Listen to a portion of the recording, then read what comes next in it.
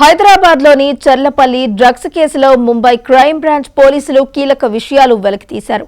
ప్రధాన నిందితుడు విజయ్ ఓలేటి గత 10 ఏళ్లుగా డ్రగ్స్ తయారు చేసి విక్రయిస్తున్నట్లు గుర్తించారు.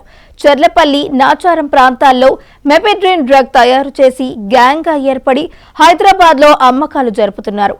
ప్రతిసారి 5 కిలోల చొప్పున డ్రగ్స్ విక్రయించగా ఒక్కో కిలోను 50 లక్షల రూపాయలకు అమ్ముతున్నట్లు పోలీసులు వెల్లడించారు.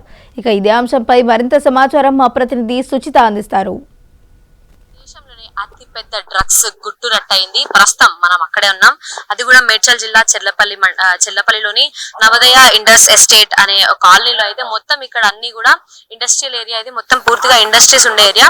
ఈ ఏరియాస్ లో దాదాపుగా 12,000 కోట్ల విలువైన డ్రగ్స్ అయితే దొరికాయి. అది కూడా ఇక్కడ హైదరాబాద్ పోలీసులకు కూడా కాదు, ముంబై క్రైమ్ బ్రాంచ్ మరియు ముంబై నార్కటిక్స్ సంబంధించిన పోలీసులకి ముంబైలో తీగలాగితే ఇక్కడ డొంక కదిలినట్టుగా ఉంది పరిస్థితి. అంటే మొత్తానికి దాదాపు 32,000 లీటర్ల ముడిసరుకు ఏదైతే డ్రగ్స్ తయారు చేసే ముడిసరుకు ఉంటుందో అదైతే దొరకడం జరిగింది. ప్రస్తుతం మనం అదే చూస్తున్నాం. ఆ సంబంధించిన ఏదైతే ముడిసరుకు సంబంధించిన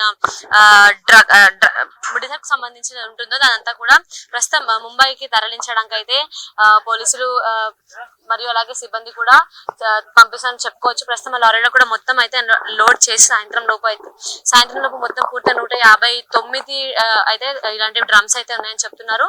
ఈ అన్ని కూడా అయితే సాయంత్రం కల్లా లోడ్ చేసి అయితే ముంబై పంపించే అవకాశం అయితే ఉందని కూడా చెప్తున్నారు. దాదాపుగా రకరకాల డ్రగ్స్ అయితే దీంట్లో ఉన్నట్టుగా కూడా తెలుస్తుంది. దానిలో భాగంగానైతే ఎండిసి, ఎక్స్టీసీ వంటి రకరకాల డ్రగ్స్, అలాగే ముడి సరుకు అయిన మెఫిడ్రిన్ కూడా దాదాపుగా 5.5 కిలోల వరకు దొరికిందని చెప్పుకోవచ్చు. ఈ కేసుకి సంబంధించి బంగ్లాదేశ్ కి సంబంధించిన ఒక యువతి ఎవరైతే డ్రగ్స్ కొంటుందో అమ్ముతుందని చెప్పి నార్కటిక్స్ పోలీసులు చేసిన విచారణలో భాగంగానైతే హైదరాబాద్ కేంద్రంగా ఇంత పెద్ద డ్రగ్స్ మాఫియా కొనసాగుతుందని తెలుస్తుంది. అయితే ఇది కూడా డ్రగ్స్ తయారు చేసే ముడి సరుకు అనమాట. ఈ ముడి సరుకు కూడా అంటే ఇక్కడ నుంచి ముడి సరుకు నాచరంలో ఇంకొక ఇండస్ట్రీకి తరలించి అక్కడ కూడా డ్రగ్స్ తయారు చేసే కేంద్రం ఇంకొకటిగా ఉంది అంటూ ఆరోపణలు అయితే ఉన్నాయి. దానికి సంబంధించి అయితే ఇంకా సోదాలు కొనసాగుతూనే ఉన్నాయి.